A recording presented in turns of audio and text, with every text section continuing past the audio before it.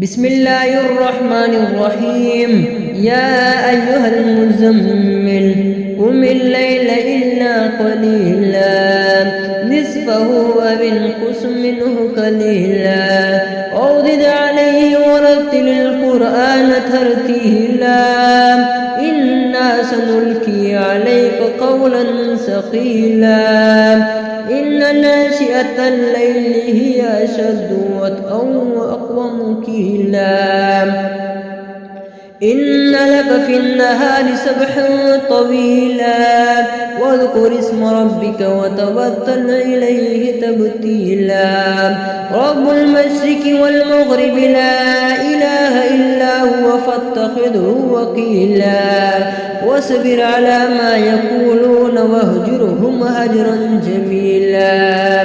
وذرني والمكذبين أولي النعمة ومهلهم قليلا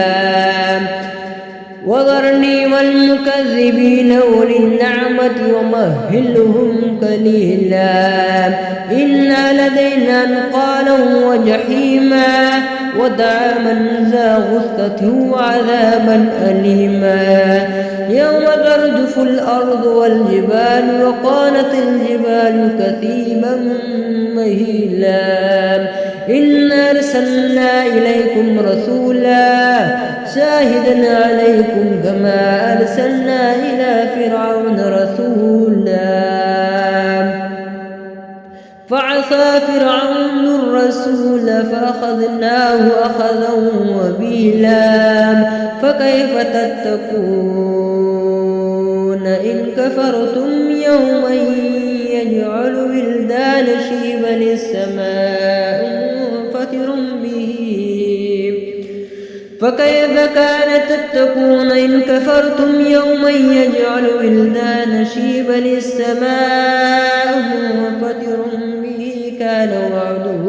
مفعولا إن هذه تذكرة فمن شاء اتخذ إلى ربه سبيلا إن ربك يعلم أنك تقوم أدنى من ثلثي الليل ونصفه وثلثه وطائفة من الذين معك والله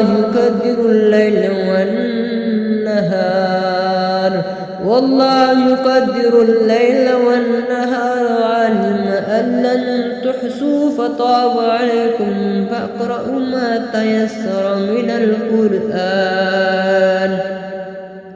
علم أن سيكون منكم مرضى وآخرون يضربون في الأرض يبتغون من فضل الله وآخرون يقاتلون في سبيل الله فاقرؤوا ما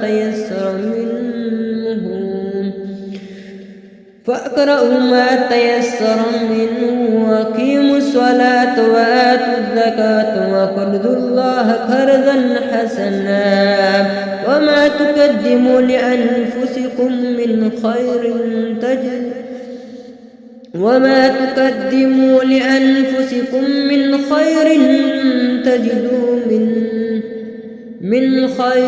تجدوا عند الله هو خيرا وأعظم أجرا واستغفروا الله إن الله غفور رحيم.